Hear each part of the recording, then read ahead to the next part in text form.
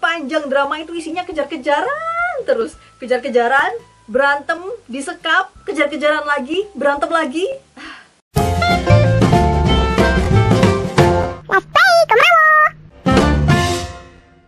Luka The Beginning bercerita tentang proyek ilegal seorang ilmuwan dan pemimpin sekte sesat yang bereksperimen untuk melahirkan manusia super. Manusia yang memiliki kekuatan dan daya tahan tubuh jauh lebih besar dibandingkan dengan manusia pada umumnya. Proyek ini berawal dari pemikiran seorang profesor yang menganggap manusia lama-lama bakalan kalah sama mesin atau robot. Daripada berlomba-lomba menciptakan teknologi yang canggih, kenapa nggak manusia aja yang berevolusi? Kenapa nggak menaikkan kemampuan manusia itu sendiri? Nah, pendapat ini banyak dipandang sebelah mata dan membuat sang profesor semakin berambisi untuk menciptakan manusia super. Untuk mendukung eksperimennya, sang profesor bekerja sama dengan pemimpin sekte sesat dengan menyatukan sperma dan sel telur terbaik mereka. Kemudian digabung dengan sel yang ada pada ubur-ubur, belut, dan beberapa jenis hewan lainnya. Kemudian si pemimpin sekte sesat tugasnya adalah morotin pengikutnya dengan bilang kalau Tuhan akan menghadirkan manusia-manusia terbaik di sekitar mereka. Jadi mereka harus mengikhlaskan harta yang mereka punya untuk kebahagiaan di masa yang akan datang. Pernyataan ini diucapkan terutama buat ibu-ibu hamil dan pasangan suami istri yang jadi pengikutnya. Dari duit mereka inilah eksperimen manusia ilegal bisa terus berjalan. Gak cuma profesor dan pemimpin sekte sesat yang terlibat, ada juga wakil kepala kepolisian yang terus melindungi proyek ilegal ini biar gak terpublikasi. Beberapa hasil rekayasa genetik sang profesor dibedakan dengan nama Z0, Z1, Z2, Z3, Z4, Z5, dan seterusnya. Mereka terus dipantau perkembangannya, tapi yang berhasil bertahan hanya Z0. Maka dari itu setelah bayinya lahir, dia dinamakan Zio. Zio memiliki kemampuan khusus yaitu bisa menghasilkan listrik dari dalam tubuhnya.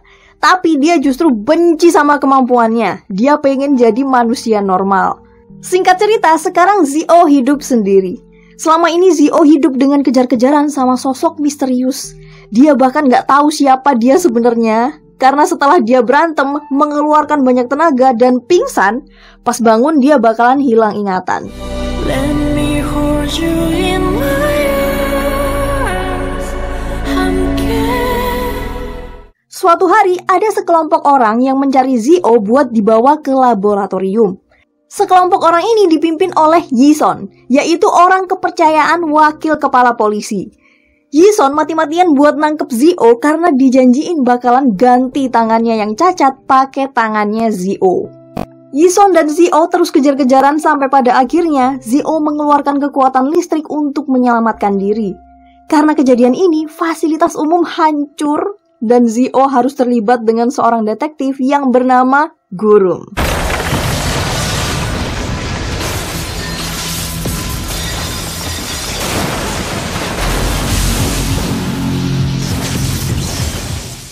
Gurum adalah seorang detektif yang memiliki tekad kuat dan keras kepala.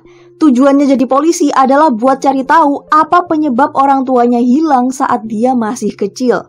Setelah bertemu Zio, hidup Gurum mulai berubah. Gurum merasa tatapan mata Zio itu gak asing. Dia yakin Zio adalah anak kecil yang dulu sempat nginep di rumahnya dan ikut menghilang bareng orang tuanya. Meskipun ngaku gak inget apa-apa, Gurum terus maksa Zio buat inget tentang asal-usulnya dan apa yang terjadi pada orang tuanya. Saking curiganya sama Zio, dia sampai sembunyiin Zio yang saat ini jadi buronan polisi karena berbagai peristiwa aneh yang terjadi belakangan ini. Perlahan tapi pasti, satu persatu teka-teki tentang orang tua Gurum dan masa lalu Zio mulai terungkap. Gak hanya itu, keserakahan orang-orang yang terlibat pada proyek ilegal ini juga makin kelihatan. Zio yang perlahan sudah menjalani kehidupan normal, terus-terusan diburu dan dihasut supaya mau berpartisipasi mewujudkan dunia yang dipenuhi manusia-manusia super seperti Zio. Dengan begitu, Zio nggak perlu minder lagi sama kemampuannya dan justru harus bangga karena akan ada Zio-Zio Junior yang akan lahir di masa yang akan datang. Bagaimana keputusan Zio?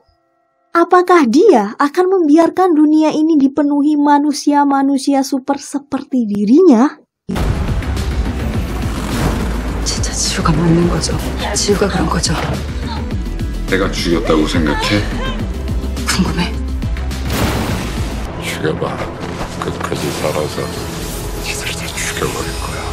루카 더 비긴 2월 1일 첫 방송.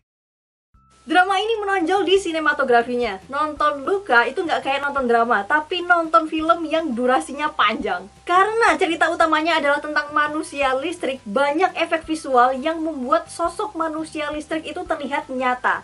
Kemudian pengambilan gambarnya juga detail. Aku emang kurang tahu banyak soal ini, tapi yang aku lihat sebagai penonton, sinematografinya itu membantu banget buat penguatan masing-masing karakter di drama ini. Aku sempat cari tahu memang sinematografernya ini udah berpengalaman di film. Beliau bahkan pernah menang penghargaan kategori sinematografi terbaik. Dari segi cerita, meskipun udah banyak film bioskop bahkan Netflix yang udah nampilin karya semacam ini, tapi tema tentang rekayasa genetika ini masih seru buat ditonton. Sayangnya yang aku lihat di Luca ini penyampaiannya agak bertele-tele. Sepanjang drama itu isinya kejar-kejaran terus. Kejar-kejaran, berantem, disekap, kejar-kejaran lagi, berantem lagi. Untuk penikmat drama action mungkin nggak masalah ya, karena mantep banget kalau adu fisik. Tapi aku nontonnya nggak sabar, kayak ayo dong cepetan, habis ini terus endingnya bakalan gimana. Dan aku dibuat makin kesel karena Zio itu udah bener nih ya jalannya lurus. Pas mau ending dia puter balik. Mana endingnya gantung lagi. Daripada tayang 12 episode tapi gantung, mending sekalian 16 episode langsung tamat. Tapi ini bikin aku mikir, mungkin emang sengaja mau dibikin season 2-nya kali ya. Dari judulnya aja, Luca The Beginning. Siapa tahu emang udah ada rencana mau dibikin Luca The Process. Terus Luca The Ending. Dari segi acting, sebelumnya aku cuma nonton Kim Rae-won itu di drama Doctors. Dan dari situ aku udah ngeliat aura aktor dan profesionalnya itu kelihatan banget. Di drama ini tuh wajahnya innocent, tapi berantemnya powerful. Mengcasting Kim Rae-won sebagai karakter Zio adalah keputusan yang tepat. Dia ini kayak Juwon, aktor profesional yang diakui tim produksi tapi kurang dinotis oleh penonton internasional. Lee Da-hee, aku kenal dia sejak nonton drama I Can Hear Your Voice tahun 2013. Dan sampai sekarang aku nggak pernah bosan nonton dia. Image yang melekat di sosok Lee Da-hee adalah perempuan mandiri, elegan dan keras kepala. Di drama ini, karakter Gurum yang diperankan Lee Da-hee juga keras kepala dan mandiri. Adegan-adegan actionnya di drama ini juga ekspresif, nggak kaku dan detail gerakannya itu mantep. Kim Song-ho, karakter dia di drama ini bisa dibilang parasit dan nyebelin. Dari awal sampai akhir, dia itu cuman buntutin Zio, marah-marah ke Zio, keroyok Zio, cuman karena dijanjiin lengan baru. Padahal dia itu tahu kalau atasannya licik, tukang PHP, bahkan yang bikin hidupnya berantakan itu ya atasannya itu. Tapi dia tetap nurut aja. Meskipun nyebelin, tapi penampilannya di drama ini patut diapresiasi. Adegan actionnya nggak berhenti-berhenti, tatapan matanya tajam, dan dia bisa menampilkan rasa marah dan berharap secara bersamaan. Sutradara adegan actionnya di drama ini bahkan bilang kalau aktingnya Kim Song-ho itu legend dan luar biasa. Good job! Rating drama ini antara 5 sampai dengan 6%.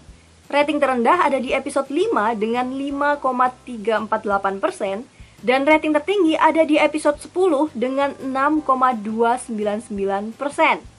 Rating ini lebih stabil dan tinggi daripada penayangan drama Awaken yang sebelumnya tayang di slot waktu yang sama. Oke, kurang lebih seperti itu review drama Luca The Beginning. Terima kasih udah nonton videonya sampai akhir dan kita ketemu lagi di video selanjutnya.